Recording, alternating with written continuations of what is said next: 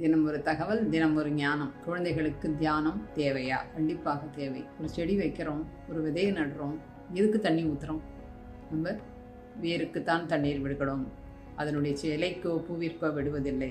அதன்போல் ஆரம்ப நிலையிலிருந்தே நாம் தியானத்தை சொல்லிக் கொடுக்க வேண்டும்.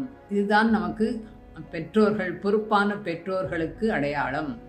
நல்ல விஷயம். நம்ம எல்லாருமே நினைக்கிறோம், குழந்தை நல்லா படிக்கணும், நல்ல எல்லாத்துலேயுமே ஃபஸ்ட்டு வரணும், நல்ல பழக்க வழக்கங்கள் வரணும், நிறைய விஷயங்கள் ஆசைப்படுவோம்.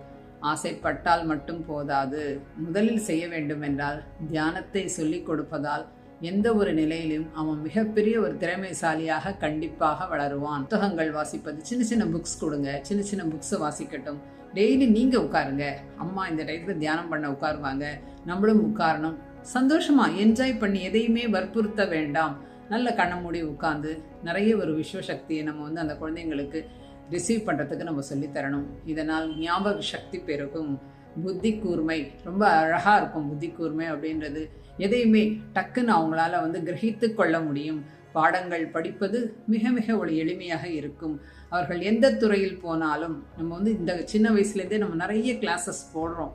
அந்த எல்லா வகுப்புகளிலும் இவர்கள் திறமைசாலியாக வருவதற்கு தியானம் நமக்கு ஒரு உபகரணம்.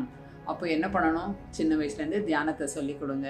நீங்கள் அந்த பையன் எக்ஸாமுக்கு போகிறானா, எக்ஸாம் போகிறதுக்கு முன்னாடி 10 நிமிஷம் உட்காந்து தியானம் செஞ்சுட்டு போ அப்படின்னு சொல்லி கொடுங்க. படிச்சுட்டு போ அப்படின்னு சொல்லி கொடுங்க. ஒரு பயம் இருக்காது குழந்தைங்களுக்கு. எதிலேயுமே ஒரு தைரியமாக அந்த குழந்தைகள் தன்னுடைய வாழ்க்கையை நடத்தி செல்வதற்கு தியானம் போன்ற மிக அற்புதமான விஷயம் வேறு ஒன்றுமே கிடையாது. தியானம் மட்டும்தான் அவனை நல்வழிப்படுத்தும். அதனால் குழந்தைகளிலிருந்தே, சிறிய வயதிலிருந்தே தியானத்தை கற்பிப்போம். ஒரு ஆற்றல் மிக்க குழந்தையை, ஒரு ஆற்றல் மிக்க ஆன்மாவை கொண்டு வருவதற்கு தியானம் முக்கியம் என்ற ஒரு புரிதல் நமக்கு கண்டிப்பாக வேண்டும். அதனால் சின்ன குழந்தையிலேருந்து தியானம் பண்ணுங்க. ஆனந்தமாக என்ஜாய் பண்ணி அந்த குழந்தைகள் ரொம்ப அற்புதமாக எல்லா துறையிலும் வருவார்கள் என்பது உறுதி. நன்றி.